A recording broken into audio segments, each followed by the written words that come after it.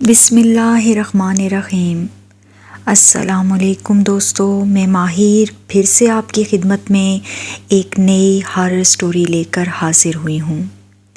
یہ دل دہلا دینے والا سچا واقعہ اسفند کا ہے، جس کو جب میں نے سنا تو مجھے بہت خوف سا آیا کہ کالے جادو کے ذریعے ان کی شادی شدہ زندگی میں کیسے طوفان برپا کیا گیا۔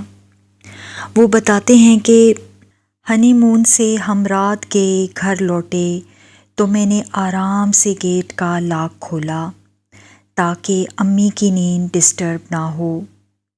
دبے قدموں ہم اپنے کمرے میں داخل ہوئے اور پھر کپڑے تبدیل کیے بغیر ہی لیٹ گئے۔ ہم دونوں اس سفر سے شدید تھک چکے تھے، اس لیے بستر پر جاتے ہی سو گئے۔ آدھی رات کو اچانک کرشمہ کو شدید پیاس محسوس ہوئی تو وہ اٹھ کر کچن میں گئی۔ کچن کی لائٹ آن تھیں۔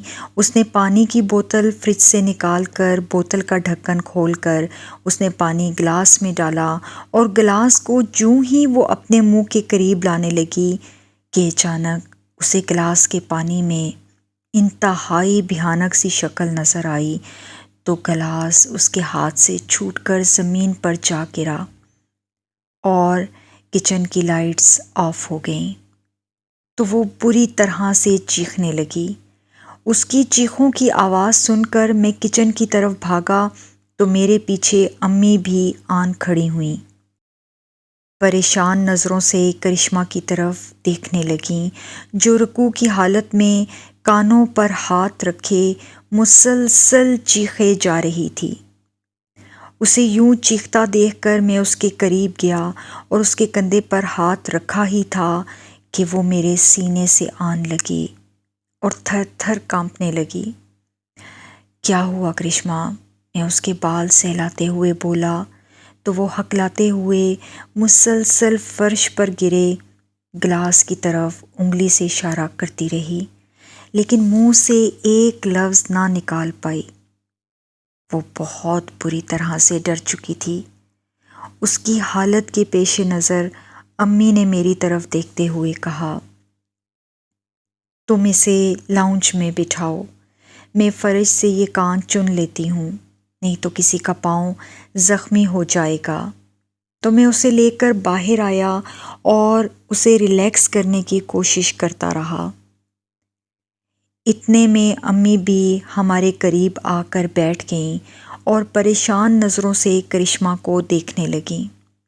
تھوڑی دیر کے بعد کرشمہ جب نارمل ہو گئی تو امی نے اس سے خیریت پوچھی تو اس نے ڈرتے ڈرتے گردن موڑ کر کچن کی طرف دیکھ کر کہا، مام میں پانی پینے کے لیے کچن میں گئی تھی کہ ایک خوفناک سی شکل دکھائی دی، انتہائی ڈراؤنی۔ وہ اتنی ہی بات کر کے خاموش ہو گئی تو امی نے اس کے سر پر ہاتھ پھیر کر کہا، بیٹا تم بہت تھک چکی ہو، تمہیں آرام کی ضرورت ہے۔ پھر انہوں نے مجھے دیکھ کر اشارہ کیا کہ اسے کمرے میں لے جاؤ تو میں کرشمہ کو لے کر کمرے میں آ گیا۔ اگلی صبح اتوار کا دن تھا۔ ہم دونوں دیر سے اٹھے اور پھر میں نزدیکی مارکیٹ سے نان پائے لینے چلا گیا، کیونکہ کرشمہ کو ناشتے میں پائے بہت پسند تھے۔ لیکن جاتے جاتے میں کرشمہ کو اٹھا کر گیا اور اسے فوراً تیار ہو کر نیچے آنے کو کہہ دیا تو وہ میرے جانے کے فوراً بعد ہی شاور لینے کے لیے باتھ روم میں گئی۔ وہ نہا کر باتھ روم سے نکلی اور گیلے بالوں میں برش کر ہی رہی تھی کہ اسے باتھ روم میں پانی گرنے کی مسلسل آوازیں آنے لگیں تو اسے بڑی حیرت ہوئی۔ اس نے باتھ روم کا دروازہ کھولا لیکن تمام واٹر ٹیپ بند تھے، تو وہ باتھ روم کا دروازہ بند کر کے دوبارہ ڈریسنگ روم کے سامنے کھڑی ہو گئی۔ ہلکا پھلکا میک اپ کرنے کے بعد اس نے ایک اچھی سی پرفیوم لگائی کہ اس دوران پھر اسے پانی گرنے کی آوازیں آنے لگیں۔ یا خدا، کون سی ٹیپ کھلی ہے کہ مسلسل پانی کی آوازیں آ رہی ہیں؟ لیکن وہ کچھ عجیب سا بھی محسوس کر رہی تھی۔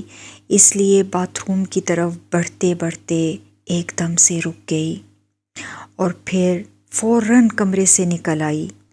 اس کا کمرہ سیکنڈ فلور پر تھا، جبکہ امی نیچے فلور پر رہنا پسند کرتی تھیں۔ کچن بھی نیچے ہی بنا ہوا تھا اور ہم سب کھانا امی کے ساتھ نچلے فلور پر ہی کھایا کرتے تھے۔ بس رات سونے کے لیے ہم دونوں اوپر والے فلور پر چلے جاتے۔ سیڑھیاں اترتے ہوئے بھی وہ بار بار اپنے کمرے کی طرف مڑ مڑ کر دیکھنے لگتی۔ میری نظر جوں ہی کرشمہ پر پڑی تو میں نے اسے اشارے سے پوچھا کہ کیا ہوا، تو اس نے نفی میں سر ہلاتے ہوئے کہا، کچھ نہیں۔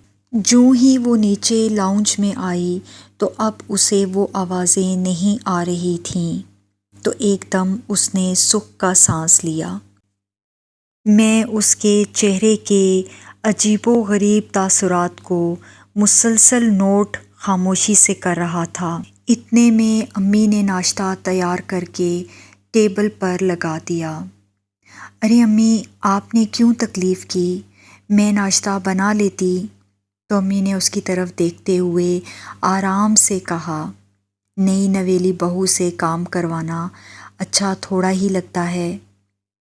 تو ان دونوں کے درمیان ہونے والی خوشگوار گفتگو کو دیکھ کر میرا دل ایک دم تسلی میں ہو گیا کہ اچانک چائے کا کپ پکڑے کرشمہ کا رنگ بدل گیا اور اس نے بھرا ہوا چائے کا گرم کپ ٹیبل پر پھینک دیا اور خوفزدہ نظروں سے دائیں بائیں دیکھ کر چیخنے لگی۔ اس کی رنگ پیلا پڑ گیا تھا۔ امی پریشان ہو کر میری طرف دیکھنے لگیں، جبکہ میں حواس باختہ سا اسے چیختا ہوا دیکھتا ہی چلا گیا۔ اسے کیا ہوا ہے؟ یہ کیوں بیٹھے بٹھائے ڈر جاتی ہے؟ امی لگی لپٹی بغیر میری طرف دیکھ کر بولیں، لیکن میں انہیں کیا جواب دیتا، کیونکہ مجھے تو خود سمجھ نہیں آ رہی تھی کہ یہ کرشمہ کے ساتھ ہو کیا رہا ہے۔ تھوڑی دیر کے بعد جب کرشمہ نارمل ہو گئی تو امی نے اس سے انتہائی چبھتا ہوا سوال کیا، کیا تم پہلے بھی ڈرتی تھیں؟ امی نے شکی نظروں سے کرشمہ کی طرف دیکھتے ہوئے کہا تو وہ منمناتی ہوئی آواز میں سر کو نفی میں ہلاتے ہوئے بولی، نہیں امی، میں پہلے اس طرح کبھی نہیں ڈری۔ تو اب کیا ہو گیا ہے بہو؟ یہ صبح شام ڈر کے دورے کیوں پڑ رہے ہیں تمہیں؟ امی کے سخت لہجے پر کرشمہ انہیں بے بسی سے دیکھتی ہی رہ گئی، جبکہ میں امی کے تلخ لہجے پر افسوس ہی کرتا رہا۔ مجھے مسلسل خاموش دیکھ کر امی اٹھ کھڑی ہوئیں اور پھر میری طرف دیکھ کر کہا، اسفند تم ذرا کمرے میں آؤ۔ میں جوں ہی ان کے کمرے میں گیا تو وہ مجھ پر بگڑنے لگیں۔ یہ سب کیا ہے اسفند؟ تمہیں کیا شادی سے پہلے اس کی بیماری کا علم نہیں تھا؟ تو میں نے انہیں پریشان نظروں سے دیکھتے ہوئے کہا، امی خدا کا واسطہ ہے آہستہ بولیں، بھلا کرشمہ کو کون سی بیماری ہے؟ ڈر جانا کوئی بیماری تھوڑی ہی ہے۔ اگر یہ بیماری نہیں ہے اسفند تو کیا تم نے اس کی حالت کو غور سے دیکھا ہے؟ کل رات سے ایسا لگ رہا ہے جیسے وہ برسوں سے بیمار ہو۔ کیا وہ شادی سے پہلے بھی اسی طرح ڈر کر چیخیں مارتی تھی؟ نہیں امی، کرشمہ نے تو کبھی اس کا ذکر ہی نہیں کیا، میں نے آرام سے انہیں جواب دیا۔ تو امی انتہائی طنزیہ انداز میں بولیں، ہاں تو وہ کیوں ذکر کریں گی؟ اتنا اچھا خاندان، اتنا اچھا لڑکا جب مل رہا ہو تو لوگ ایسے ہی اپنی بیماریاں چھپا لیتے ہیں، لیکن مجھے تو افسوس اس کے والدین پر ہو رہا ہے کہ وہ اتنا بڑا دھوکہ ہمیں کیسے دے سکتے ہیں۔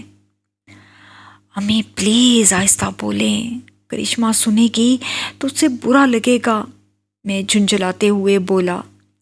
تو ہاں لگ جائے برا نا، ابھی شادی کو مہینہ بھی نہیں ہوا اور ان کی بیٹی پر نہ جانے کس طرح کے اثرات ہیں کہ انہوں نے میرے بیٹے کے پلے باندھ دی۔ میرے پاس امی کے کسی سوال کا جواب نہیں تھا، اسی لیے میں بنا کچھ کہے کمرے سے باہر آ گیا اور امی سر پکڑ کر بیٹھ گئیں۔ دراصل میری لو میرج تھی اور امی اس شادی کے بالکل بھی حق میں نہیں تھیں۔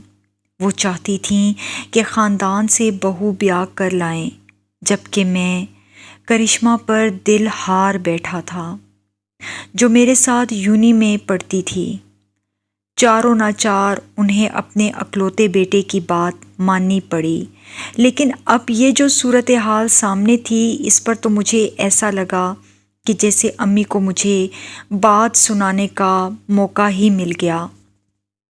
دوسری طرف امی انتہائی دل برداشتہ تھیں کہ اگر ان کی اکلوتی بہو کا معاملہ کسی کی نظر میں آ گیا تو لوگوں کو تو ٹھٹھا اور مذاق بنانے کا موقع ہی مل جائے گا، جو وہ ہرگز نہیں چاہتی تھیں۔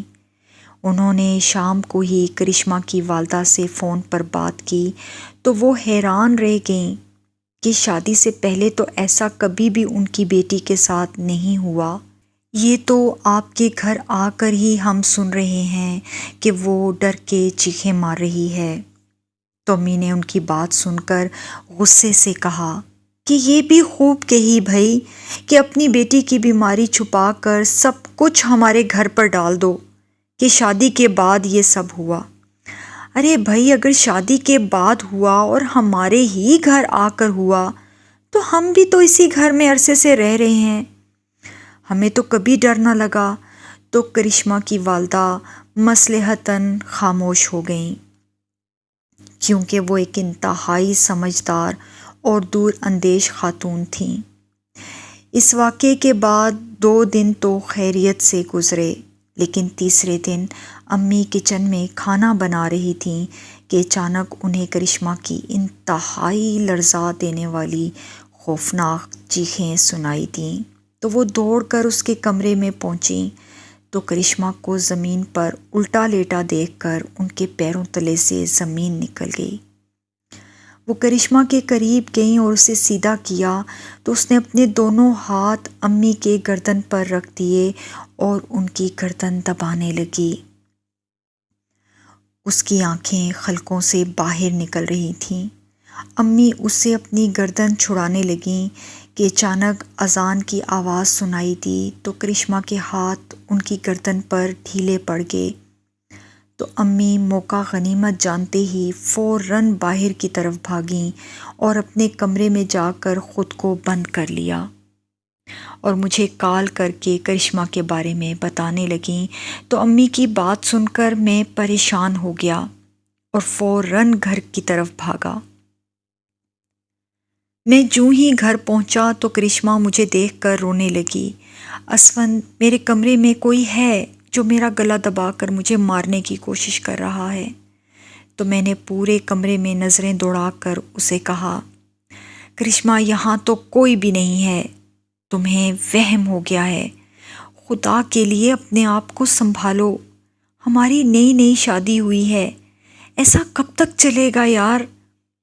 میرے چیخ کر بولنے پر امی بھی کمرے سے نکل کر ہمارے پاس آ کے کھڑی ہو گئیں تو کرشمہ میری بات سن کر رونے لگی۔ اتنے میں میری نظر امی پر پڑی تو ان کا چہرہ مجھے عجیب سا لگا، جس پر دور دور تک خوف ہی خوف تھا۔ پھر امی نے اشارے سے مجھے باہر بلایا اور اپنے کمرے میں لے جا کر انہوں نے کمرے کا دروازہ بند کیا اور گردن سے دوپٹہ ہٹا کر مجھے دکھانے لگیں، یہ دیکھو اسفند، اپنی بیوی کے کارنامے۔ میں نے ان کی گردن پر دیکھا تو واقعی وہاں پر انگلیوں کے نیلے نیلے نشان پڑے ہوئے تھے۔ میں یہ سب دیکھ کر بے حد پریشان ہو گیا۔ تو امی نے مجھے آہستہ سے کہا، میرے خیال میں اسفند تم اسے کسی اچھے سائیکیٹرسٹ کے پاس لے جاؤ، اس کی حالت تو دن بدن بدتر سے بدتر ہوتی جا رہی ہے۔ پہلی بار امی نے بغیر طنز کیے مجھ سے بات کی تو ان کی بات مجھے اپنے دل پر جا کر لگی۔ اور میں اگلے دن ہی اسے سائیکیٹرسٹ کے پاس لے گیا۔ انہوں نے ضروری ٹریٹمنٹ کر کے کچھ میڈیسن لکھ دیں، لیکن اس کا کوئی فائدہ اسے نہ ہوا۔ وہ میڈیسن کھا کر سارا دن سوئی رہتی اور جب اٹھتی تو پھر سے چیخیں مار مار کر پورا گھر سر پر اٹھا لیتی۔ میری شادی کو لے کر امی کو بے حد ارمان تھے کہ بہو آئے گی تو انہیں کچھ آرام ملے گا، لیکن یہاں تو الٹا لینے کے دینے ہی پڑ گئے۔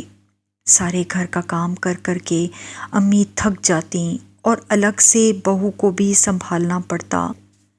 تو میں نے اس مشکل کا حل یہ نکالا کہ کام والی ملازمہ امی کے لیے رکھ دی۔ ملازمہ بھی اچھی تھی، اس نے جلد ہی گھر کے کام کو سنبھال لیا تو امی نے بھی کچھ سکون کا سانس لیا۔ ایک دن کرشمہ نہانے کے لیے باتھ روم میں گھسی۔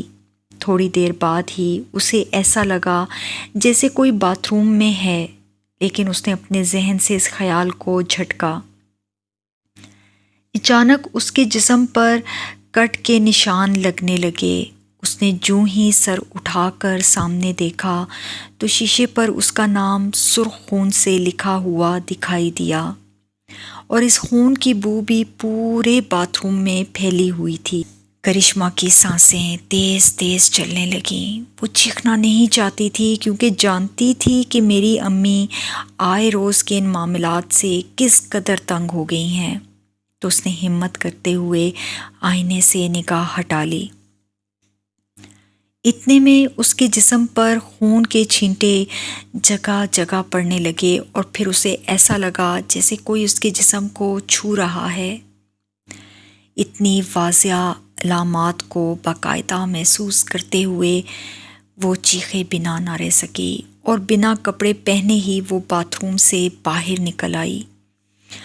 اس وقت ملازمہ کمرے میں ہی موجود تھی اور کمرے کی صفائی کر رہی تھی۔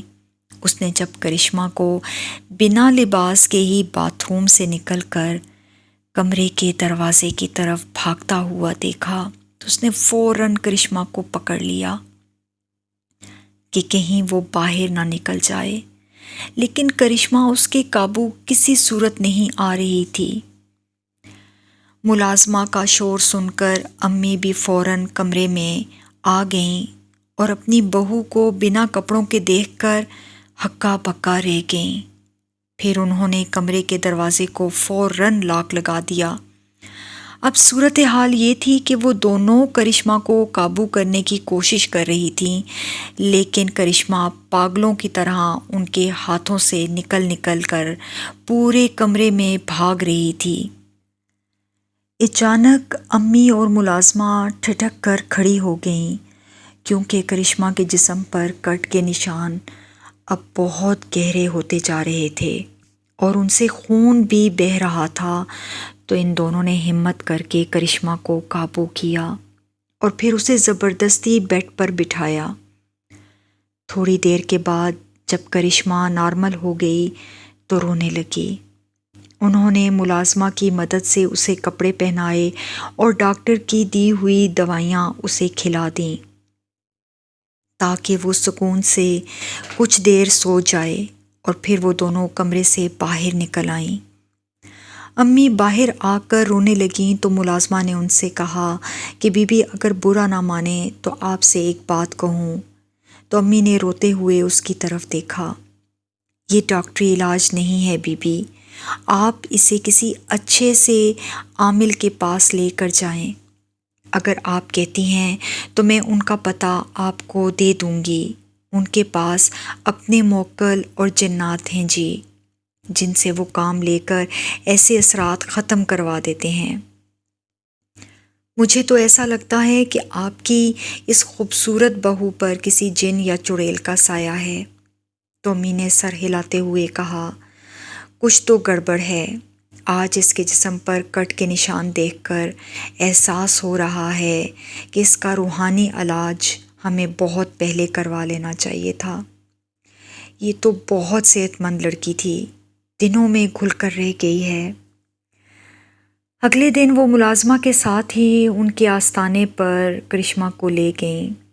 آستانے پر بیٹھے شاہ جی نے جوں ہی کرشمہ پر نظر ڈالی تو چونک سے گئے۔ ان کی آنکھوں میں ایک دم سے سرخی اتری، جسے ملازمہ اور امی نے خود اپنی آنکھوں سے دیکھا تو گھبرا گئیں۔ پھر شاہ جی نے امی کو دیکھ کر کہا کہ کسی نے بہت ہی غلیظ چیز اس بچی کے پیچھے لگا دی ہے، اس پر کسی نے کالا جادو کروا دیا ہے۔ تو ان کی بات سن کر امی پریشان ہو گئیں اور پھر آہستہ سے بولیں، لیکن کیوں شاہ جی؟ آخر کسی کو اس بچی سے کیا دشمنی؟ دشمنی تھی تو ہی یہ گندا اور غلیظ کام کسی نے کروایا ہے نا بی بی؟ وہ گرج کر بولے، اور یہ کام کروانے والا وہی ہے جو اس بچی کی شادی کے حق میں نہیں تھا۔ اگر اس کا توڑ نہ کیا گیا تو یہ لڑکی تو مرے گی ہی، لیکن تیرا بیٹا بھی بچ نہیں پائے گا۔ تو امی ان کی بات سن کر گھبرا گئیں۔ خدا کے واسطے شاہ جی، میرا اکلوتا بیٹا ہے، کچھ کریں۔ تو انہوں نے کہا کہ مجھے اس لڑکی کی والدہ کے گھر جانا ہے، کیونکہ وہاں پر ہی اصل معاملے کا پتہ چل سکتا ہے۔ تو امی نے کہا، میں آپ کو وہاں ضرور لے چلوں گی۔ اور یوں وہ شاہ جی کو لے کر کرشمہ کے گھر گئیں۔ گھر میں داخل ہوتے ہی شاہ جی کی نظر لان میں لگے پیپل کے درخت پر گئی تو انہوں نے اس کے قریب ہی زمین کھدائی کرنے کا کہا۔ جوں جوں زمین کھودی جا رہی تھی تو اس جگہ سے انتہائی گندی بو آنا شروع ہو گئی، اور اچانک کرشمہ کی طبیعت بھی خراب ہونے لگی اور وہ چیخنے لگی کہ اس جگہ کو مت کھودیں۔ اچانک وہ کھدائی کرنے والوں کو مارنے لگی اور پھر غضبناک ہو کر شاہ جی کو مارنے کے لیے لپکی ہی تھی کہ ان کے مریدوں نے اسے بازوؤں سے پکڑ لیا۔ شاہ جی نے غصے سے کانپتی روتی چیختی کرشمہ پر جب نگاہ اٹھا کر پڑھ کر کچھ پھونکا تو وہ وہیں بے ہوش ہو گئی۔ کھدائی کا عمل جوں جوں ہو رہا تھا تو وہاں پر کھڑے سب لوگ اپنے ناک پر ہاتھ رکھ کر بے چین ہونے لگے، لیکن کرشمہ کے جسم کو مسلسل جھٹکے لگ رہے تھے۔ اس کی حالت دیکھ کر اس کی والدہ رونے لگیں، جبکہ ہم سب بے بسی کی تصویر بنے کھڑے تھے۔ اب بو اس قدر ناقابل برداشت ہو گئی تھی کہ دماغ پھٹ رہا تھا۔ اچانک کھدائی کرتے کرتے انہیں وہاں پر ایک گڑیا نظر آئی، جس کا سر گردن سے جدا تھا اور اس میں لاتعداد سوئیاں چبھی ہوئی تھیں۔ اسی جگہ سے انہیں الو کا ایک کٹا ہوا سر بھی دکھائی دیا اور کچھ جانوروں کی ہڈیاں بھی وہاں پر موجود تھیں۔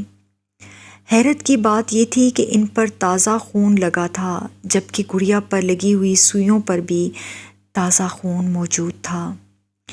شاہ جی نے یہ ساری چیزیں ٹھنڈے پانی میں ڈال دیں، پھر احتیاط سے ایک ایک سوئی نکال کر سائٹ پر رکھنے لگے تو ان سوئیوں پر سے خون ایک دم سے غائب ہونا شروع ہو گیا۔ پھر انہوں نے یہ ساری چیزیں ایک تھیلے میں ڈالیں اور اس کے اوپر پڑھائی کر کے وہ تھیلا بند کیا اور کرشمہ کے والد کو دیا کہ اسے پانی میں بہا دیں، اور پانی میں بہانے کے بعد پلٹ کر پیچھے نہیں دیکھنا۔ پھر انہوں نے کرشمہ کی والدہ کو دیکھ کر کہا کہ آپ کی بیٹی پر کالا جادو کیا گیا ہے، اور کرنے والا وہ ہے جس نے اس بچی کا رشتہ مانگا تھا، لیکن آپ نے انکار کر دیا تو اس نے دشمنی میں کالا جادو کر دیا ہے۔ شاہ جی کی بات سن کر کرشمہ کی والدہ ایک دم سوچ میں پڑ گئیں، کیونکہ کرشمہ کا رشتہ تو کئی لوگوں نے مانگا تھا اور انہوں نے کئی لوگوں کو انکار کیا۔ وہ پریشان ہو گئیں کہ خدا جانے ان میں سے کون ہوگا جس نے یہ غلیظ کام ان کی معصوم بیٹی پر کر دیا۔ وہ دل ہی دل میں سوچی جا رہی تھیں اور شدید بے چین ہو گئیں۔ پھر ایک دم عامل صاحب سے پوچھنے لگیں کہ کیا اب کرشمہ ٹھیک ہو جائے گی؟ تو شاہ جی نے ایک گہری سانس چھوڑتے ہوئے کہا کہ مکمل طور پر ٹھیک ہونے کا تو میں کچھ نہیں کہہ سکتا۔ بہرحال کالے جادو کے اثرات اتنی جلدی نہیں جاتے، کیونکہ کالا جادو جب ایک دفعہ ہو جاتا ہے تو پھر اتنی جلدی ختم نہیں ہو پاتا۔ لیکن اللہ کا کلام پڑھتے رہیں، باوضو رہنے کی کوشش کریں تو انشاءاللہ بہتری آتی جائے گی۔ اور پھر وہ ایک دم سے خاموش ہو گئے تو ہم سب ان کی طرف دیکھنے لگے۔ پھر انہوں نے کرشمہ کی طرف دیکھ کر آہستہ سے کہا، جس نے بھی یہ گندا کام اس بچی پر کیا ہے وہ آپ پر کچھ ہی دنوں میں ظاہر خود بخود ہو جائیں گے اور آپ کو پتہ چل جائے گا کہ وہ کون ہیں۔ ان کی یہ بات سن کر ہم سب بڑے حیران ہوئے۔ اس کے بعد زندگی کسی حد تک اپنے معمول کی طرف آ گئی۔ کرشمہ اب کافی بہتر تھی۔ وہ اب رات کو کئی بار ڈر کر اٹھ جاتی تھی، لیکن جس طرح پہلے وہ ڈر کے چیخیں مارتی تھی اور پورا گھر سر پر اٹھا لیتی تھی، اب وہ والی کیفیات نہیں تھیں۔ وہ آہستہ آہستہ گھر کے کاموں میں بھی دلچسپی لینے لگیں، تو امی بھی کسی حد تک تسلی میں آ گئیں۔ اور اب میں آفس کا کام پوری توجہ سے کرنے لگا۔ کچھ دن ہی گزرے تھے کہ ہمیں پتہ چلا کہ کرشمہ کی پھپھو کا بیٹا پاگل ہو گیا ہے، اور وہ اپنے منہ سے ہی کہنے لگا ہے کہ میری ماں نے کرشمہ پر کالا جادو کروایا ہے۔